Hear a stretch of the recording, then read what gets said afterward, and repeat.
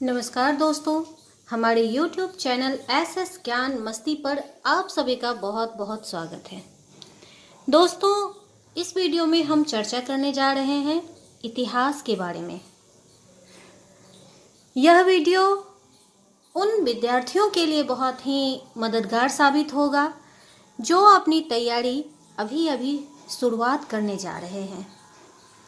उसके लिए सिलेबस में इतिहास की क्या महत्व है, परीक्षाओं में क्या योगदान है इतिहास की, और इतिहास पढ़ना कैसे है, ये सभी चीज़ों को वह इस वीडियो में देख पाएंगे।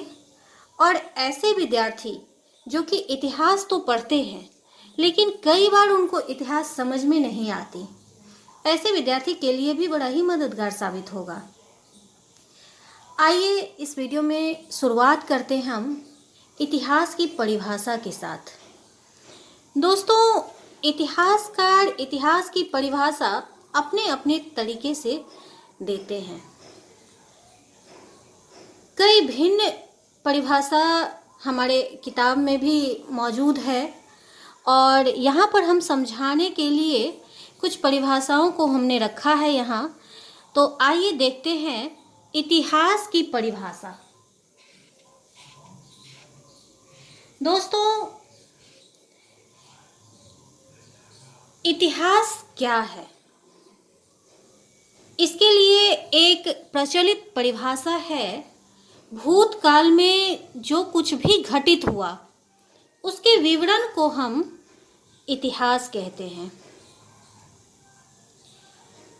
अगर हम इस पर विचार करें कि भूतकाल में जो कुछ भी घटित हुआ उसके विवरण को हम इतिहास कहते हैं, तो इसमें हम देखेंगे कि भूतकाल या अतीत में बहुत घटनाएं हुई है। कई खगोलीय घटनाएं हुई हैं, जीव जंतु के साथ कुछ घटित हुआ होगा और भिन्न भिन्न घटनाएं जंगलों में हुई होगी। तो क्या इन सभी को हम इतिहास के अंतर्गत पढ़ेंगे? तो अगर इन सभी को एक सब्जेक्ट में रखा जाए तो सिलेबस बहुत बड़ा हो जाएगा और पढ़ना भी उतना ही मुश्किल हो जाएगा। इसलिए इतिहास में जो हम पढ़ते हैं वो क्या है, इसकी उचित परिभाषा क्या होगी, उसको समझने का प्रयास करें। तो एक परिभाषा है, सृष्टि के आरंभ से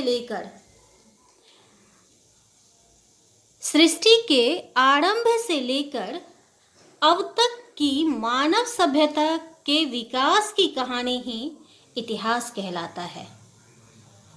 इतिहास के अंतर्गत जो हम लोग पढ़ेंगे वो मानव विकास की कहानी को पढ़ेंगे।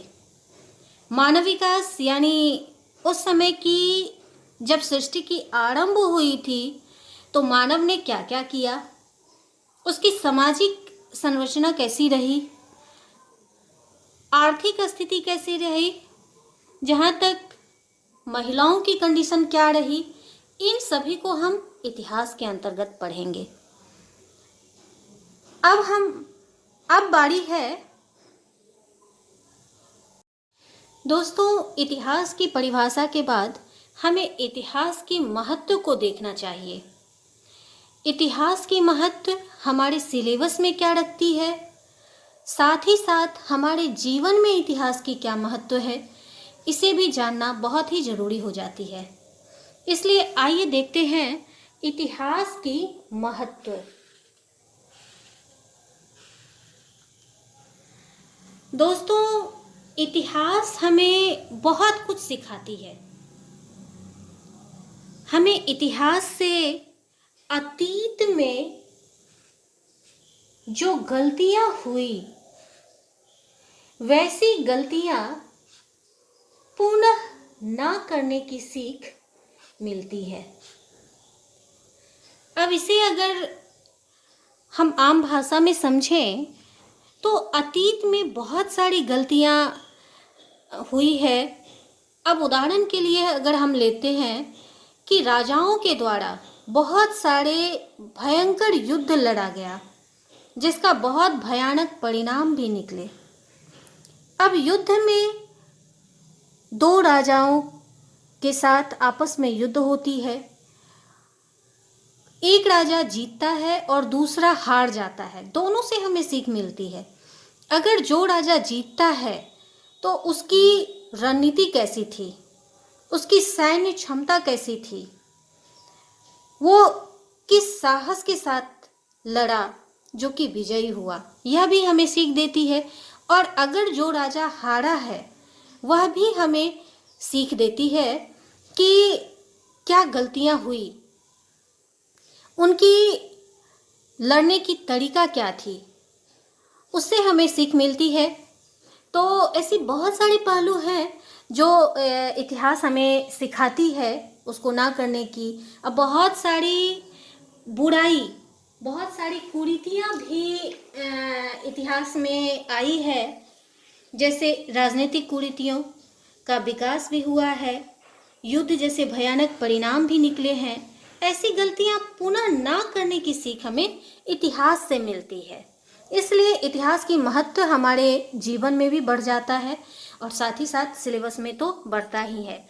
और अगर हम आगे देखें तो इतिहास से हमें राजनीति एवं प्रशासनिक गुणों की जानकारी मिलती है, जिसकी वर्तमान समय में शासन व्यवस्था का संचालन में किया जाता है। अब इसमें हम देखेंगे कि राजनीति एवं प्रशासनिक गुणों की जानकारी मिलती है,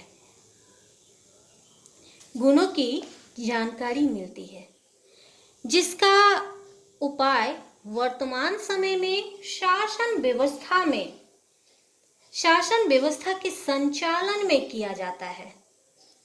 अब जैसे हम देखेंगे कि मौर्य समाज में जैसे अर्थशास्त्र की रचना हुई है कौटिल्य के द्वारा, वह हमें राजनीतिक और प्रशासनिक गुणों की जानकारी देती है। तो इस तरह हमें इतिहास ही तो सिखा रहा है, यही तो इतिहास है। इसलिए इतिहास की महत्व यहाँ भी बढ़ जाती है। अब अगर हम तीसरी पॉइंट पर विचार करें तो इतिहास की महत्व इसलिए भी बढ़ जाती है कि प्रशासनिक परीक्षाओं में जैसे IAS, PCS इत्यादि के सिलेबस में इसे शामिल किया गया है। ये ऊपर के दो पॉइंट जो हमने देखा कि राजनीतिक एवं प्रशासनिक के गुणों की जानकारी मिलती है, इसी महत्व के कारण इसे प्रशासनिक परीक्षाओं में शामिल किया गया है, ताकि आज की राजकाज को देखने में, समझने में इतिहास से हमें मदद मिले।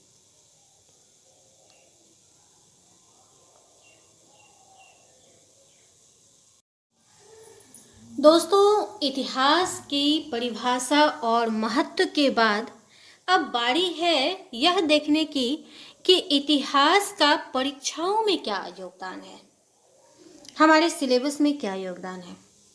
आप जो भी एग्जाम की तैयारी कर रहे हैं उसमें आपका कितना % सवाल जो है इतिहास के साथ जुड़ा है।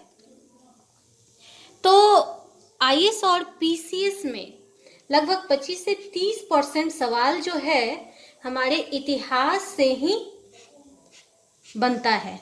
इस बार की BPSC को अगर हम देखें तो 150 GS के पेपर में आपको 32 यानी 32 क्वेश्चन जो है सिर्फ इतिहास का ही था।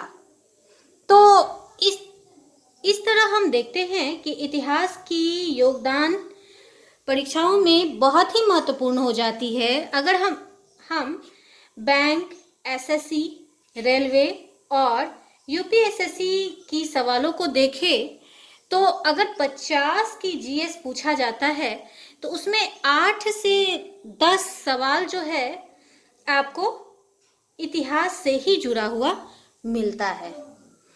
तो अब आपको पता हो गया कि इतिहास का परीक्षाओं में क्या योगदान है, उसकी महत्व क्या है और इतिहास की परिभाषा क्या है, किसे कहते हैं।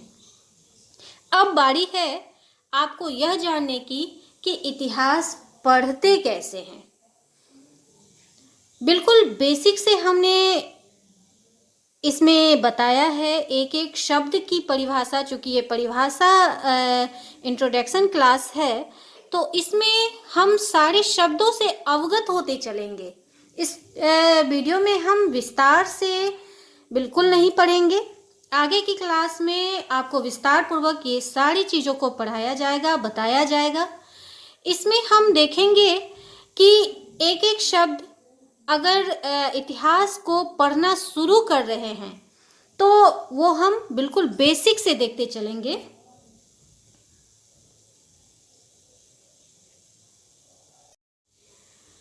दोस्तों, कोई भी काम की शुरुआत करने से पहले या जीवन में कोई निर्णय लेने से पहले हमें 3 शब्द पर, 3 सवाल पर भली भांति विचार कर लेना चाहिए। सबसे पहला सवाल आता है, हमें क्या करना है। यह क्या बड़ा ही अपने आप में महत्व रखता है। जब इस क्या करना चाहिए पे आपका मत बन जाए, तब फिर दूसरा सवाल आता है कि हमें क्यों करना चाहिए। कोई भी काम, हमें जो भी आप करने जा रहे हैं वो क्यों करना चाहिए। जब ये क्यों भी क्लियर हो जाए, क्यों में आपको लाभ मिल जाए, तब तीसरा बड़ा ही अहम सवाल आ जाता है कि अब क्या और क्यों जो हमने निर्णय लिया, अब इसको कैसे किया जाए, अब इसको कैसे करना है। अब उदाहरण के लिए मैं समझाती हूँ कि इस वीडियो में अगर इस 3 शब्दों को मैं देखूं, तो हमने स्टार्टिंग में कहा जो क्या करना है, तो इसका जवाब हमने बताया कि मैं इतिहास पढ़ा रही हूँ। मैं क्या कर रही हूँ, तो मैं इतिहास पढ़ा रही हूँ, बता रही हूँ। अब दूसरी शब्द जब आई, जो मैं इतिहास क्यों पढ़ा रही हूँ, तो हमने 2 महत्वपूर्ण ये बता करके आपको दिखाया कि इतिहास की महत्व और इतिहास का परीक्षाओं में योगदान, ये दोनों पॉइंट आपको बताया, जिसमें क्यों शब्द आपको मिल गया, क्यों शब्द का जवाब आपको अच्छे से मिल गया। अब अगर ये दोनों शब्द आपके क्लियर हो गए, तो फिर विचार करने वाली बात है कि हमें कैसे करना है। यानी इतिहास हमें जो पढ़ना है, क्यों पढ़ना है, सिलेबस में ये शामिल है इसलिए पढ़ना है, हमारे जीवन में भी शामिल है इसलिए पढ़ना है। अब तीसरी बात आती है कि हमें इतिहास पढ़ना कैसे है, कैसे हम इतिहास पढ़ेंगे, कैसे हम इतिहास को समझेंगे। तो इस कैसे की जवाब के लिए आप बने रहें इस वीडियो में। इस वीडियो में आपको सिर्फ इंट्रोडक्शन क्लास होने के कारण हमने छोटे छोटे शब्दों को अवगत कराया है, आपको उसकी परिभाषा के साथ आपको बताया है। फिर विस्तार पूर्वक मैं आगे आपको लेकर के चलूँगी। इसलिए हम शुरू करते हैं। इतिहास को पढ़ने का जो तरीका होता है, जो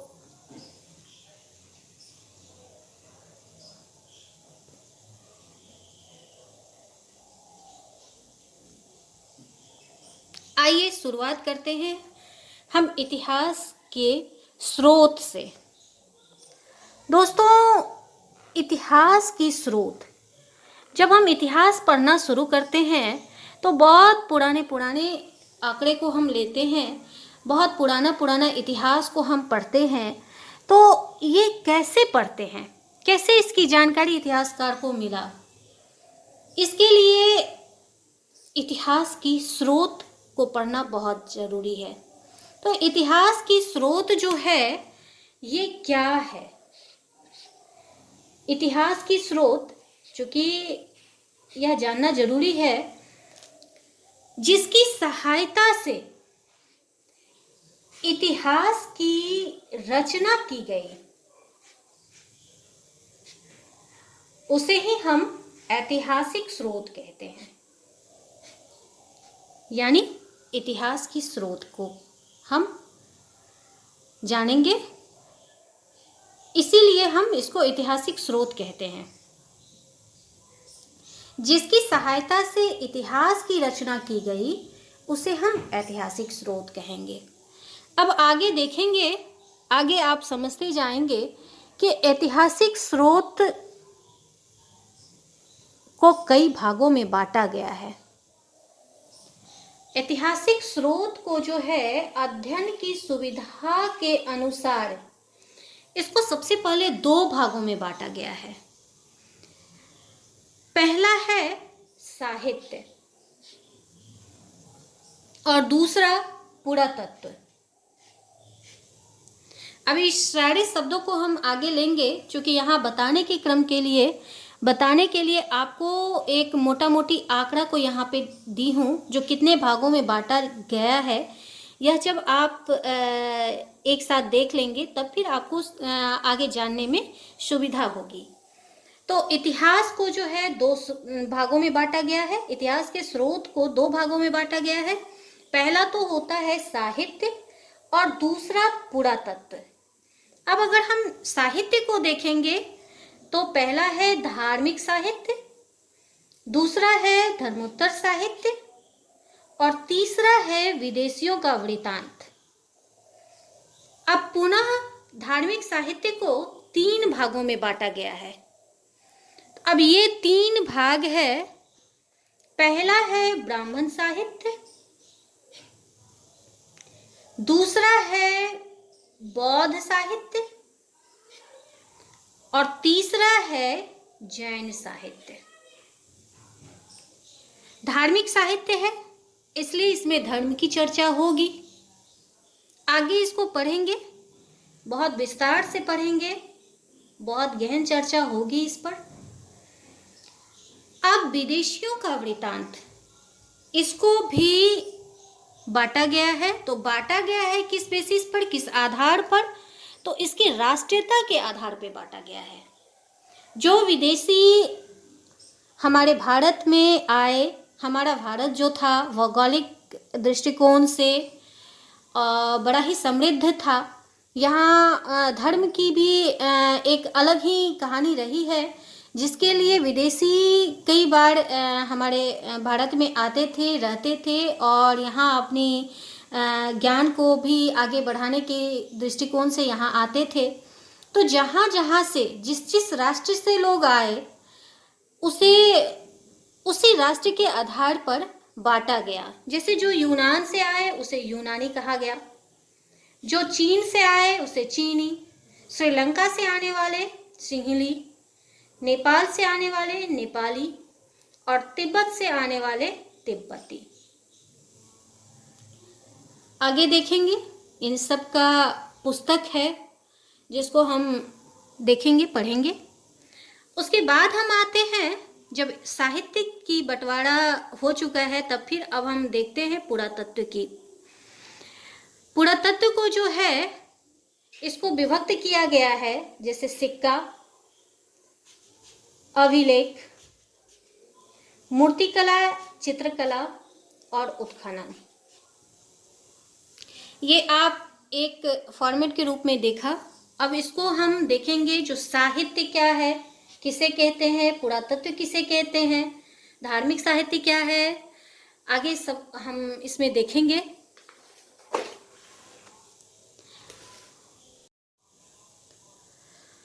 साहित्यिक स्रोत को दो भागों में बांटा गया है। यहाँ चूंकि साहित्यिक नहीं होगा, ऐतिहासिक होगा। ऐतिहासिक स्रोत को दो भागों में बांटा गया है। पहला है आपको साहित्यिक स्रोत और दूसरा है पुरातात्विक स्रोत। तो साहित्यिक स्रोत जो है इसको देखेंगे, इतिहास का वैसा पहलू जो कागज, भोजपत्र और ताड़पत्र पर लिखा मिले, वह साहित्य स्रोत के अंतर्गत आता है। साहित्य स्रोत किसे कहेंगे? इतिहास का वैसा पहलू जो कागज, भोजपत्र, ताड़पत्र पर लिखा मिले, उसे हम साहित्यिक स्रोत के अंतर्गत रखते हैं। अध्ययन की सुविधा के लिए साहित्यिक स्रोत को 3 भागों में बांटते हैं। वो 3 भाग है, आपको पीछे बताया हमने। धार्मिक साहित्य, धर्मोत्तर साहित्य और विदेशियों का वृत्तांत। धार्मिक साहित्य क्या है? तो धार्मिक साहित्य वैसा साहित्य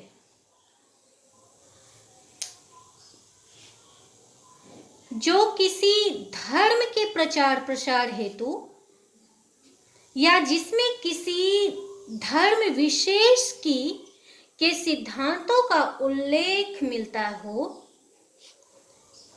उसे धार्मिक साहित्य कहा गया है। धार्मिक साहित्य क्या है?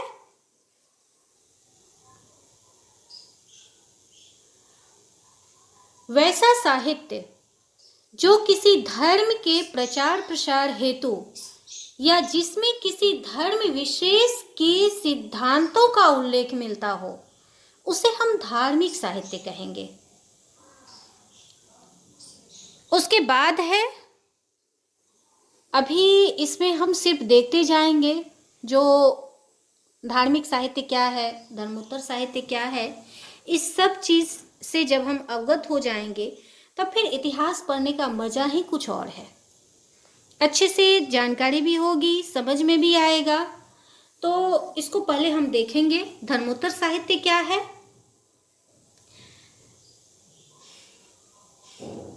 धर्म से अलग हटकर जिस साहित्य की रचना की गई वह धर्मोत्तर साहित्य कहा गया।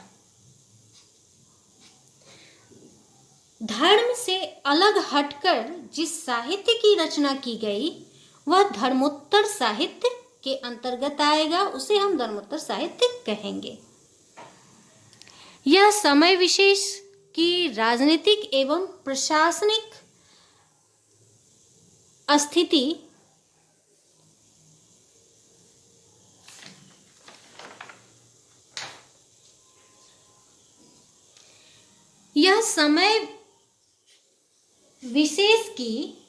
एक समय विशेष की राजनीतिक एवं प्रशासनिक स्थिति, सामाजिक एवं आर्थिक स्थिति के बारे में जानकारी देती है। क्या है?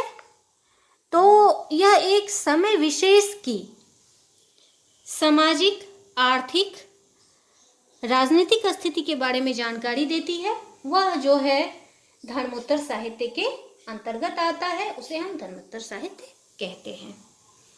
अब आती है, तीसरा है विदेशियों का वृत्तांत। विदेशियों का वृत्तांत में हम देखेंगे जिन विदेशियों ने भारतीय इतिहास के बारे में जानकारी दी, वो विदेशियों के वृत्तांत के अंतर्गत आता है। जिन विदेशियों ने भारतीय इतिहास के बारे में जानकारी दी, वो विदेशियों के वृत्तांत के अंतर्गत आता है। इसका बंटवारा जो है राष्ट्रीयता के आधार पर किया गया है। इसका बंटवारा राष्ट्रीयता के आधार पर किया गया है। जो विदेशी जहां से आए उसी का नाम वैसा ही दिया गया। जैसे जो यूनान से आने वाले थे उसे यूनानी कहा गया, चीन से आने वाले चीनी कहा है, श्रीलंका से आने वाले सिंहली कहलाए, नेपाल से आने वाले नेपाली और तिब्बत से आने वाले तिब्बती। सिंधली नहीं, सिंघली, सिंही कहा है। तीसरा आता है, जब साहित्यिक स्रोत की तीनों परिभाषा को हम देख लिए, धार्मिक साहित्य, धर्मोत्तर साहित्य और विदेशियों का वृत्तांत, तो उसके बाद आता है दूसरा स्रोत जो कि हमने पढ़ा, पुरातात्विक स्रोत। यानी ऐतिहासिक स्रोत को जो दो भागों में बांटा गया था, साहित्यिक स्रोत और पुरातात्विक स्रोत। तो पुरातात्विक स्रोत क्या है? पुरातात्विक स्रोत जो है, पत्थर या धातु इतिहास के बारे में जो जानकारी देती है, वह पुरातात्विक स्रोत कहलाती है। कहने का मतलब है, पत्थर या धातु इतिहास के बारे में जो जानकारी दे, वह ऐतिहासिक स्रोत कहलाता है। ऐतिहासिक स्रोत को भी बांटा गया है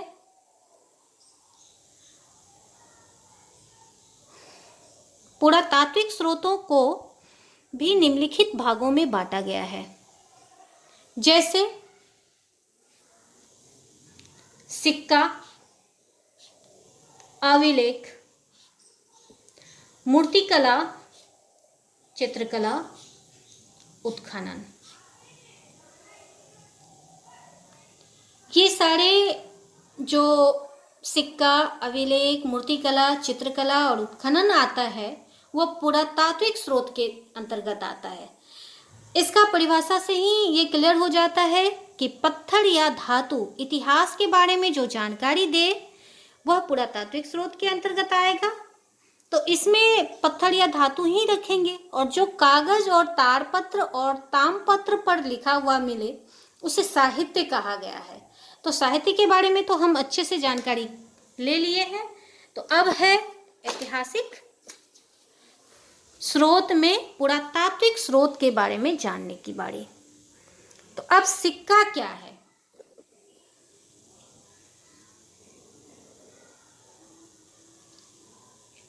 सिक्का यह धातु का एक ठोस टुकड़ा है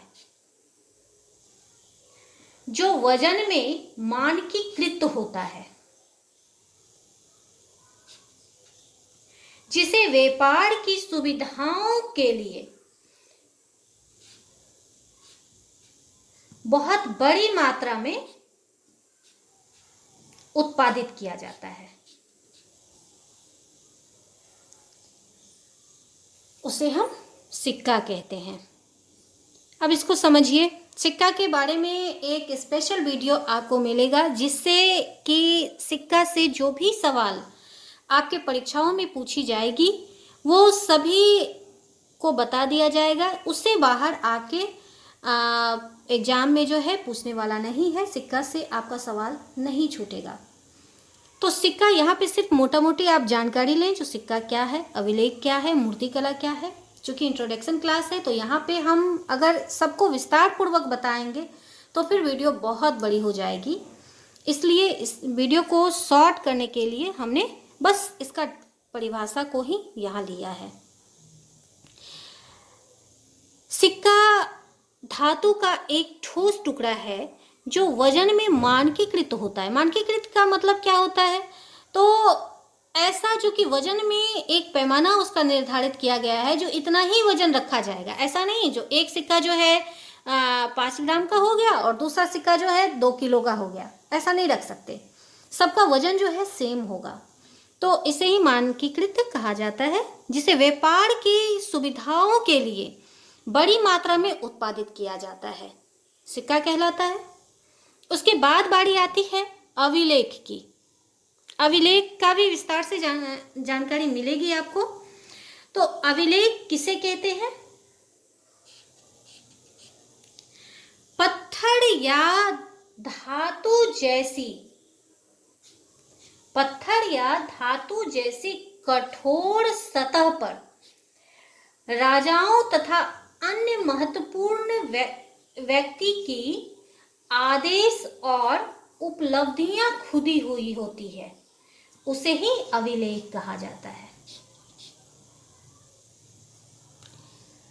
पत्थर या धातु जैसी कठोर सतह पर राजाओं तथा अन्य महत्वपूर्ण लोगों की आदेश और उपलब्धियां खुदी होती है, उसे हम अभिलेख कहते हैं। बहुत सारे अभिलेख हैं, फिर पढ़ेंगे। अभिलेख को इतिहास का अस्थायी प्रमाण भी कहा गया है। अभिलेख को इतिहास का अस्थायी प्रमाण कहा गया है। अभिलेख के अध्ययन को एपिग्राफी कहते हैं।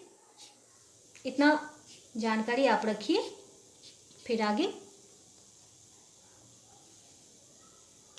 उसके बाद हम आते हैं मूर्तिकला पर।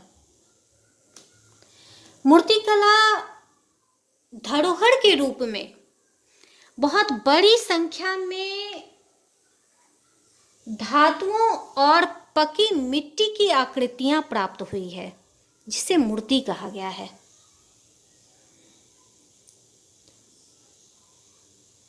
धरोहर के रूप में हमें बहुत बड़ी संख्या में पत्थर या धातु की और पकी हुई मिट्टी की आकृतियां प्राप्त हुई है, जो इतिहास की रचना में बहुत ही अहम रोल प्रदान करती है। उसे हम मूर्ति कहते हैं।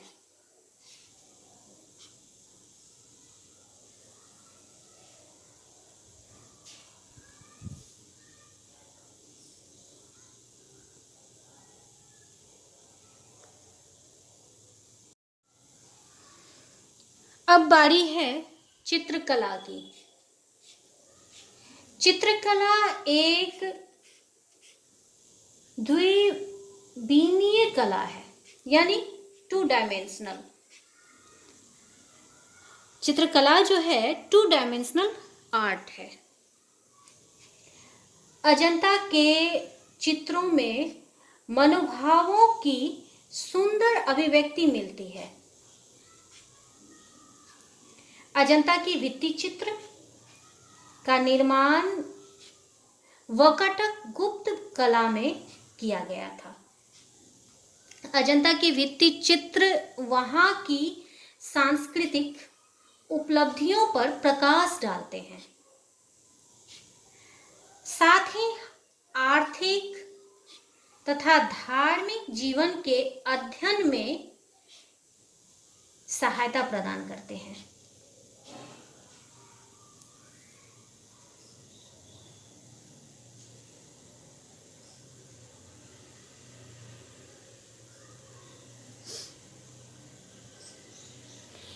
चित्रकला एक 2 डायमेंशनल कला है। अजंता के चित्रों में मनोभावों की सुंदर अभिव्यक्ति मिलती है। अजंता भित्ति चित्र का निर्माण वकटक गुप्त कला में किया गया था। अजंता की भित्ति चित्र वहां की सांस्कृतिक उपलब्धियों पर प्रकाश डालते हैं, साथ ही आर्थिक धार्मिक जीवन के अध्ययन में भी सहायता प्रदान करती है। अब तीसरा है उत्खनन के बारे में।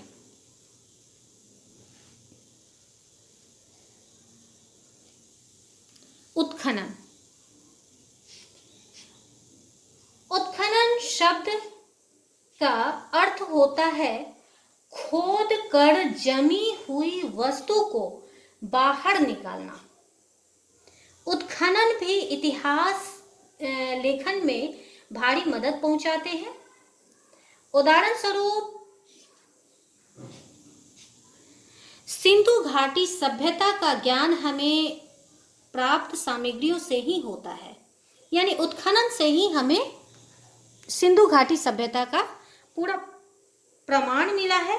इसीलिए जो है हमें उत्खनन जो है इतिहास के लेखन में, ऐतिहासिक स्रोत में बड़ा ही महत्वपूर्ण स्थान रखता है।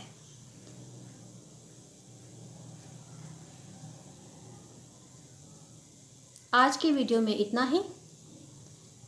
फिर विस्तार पूर्वक इसको हम पढ़ेंगे। तब तक के लिए नमस्कार।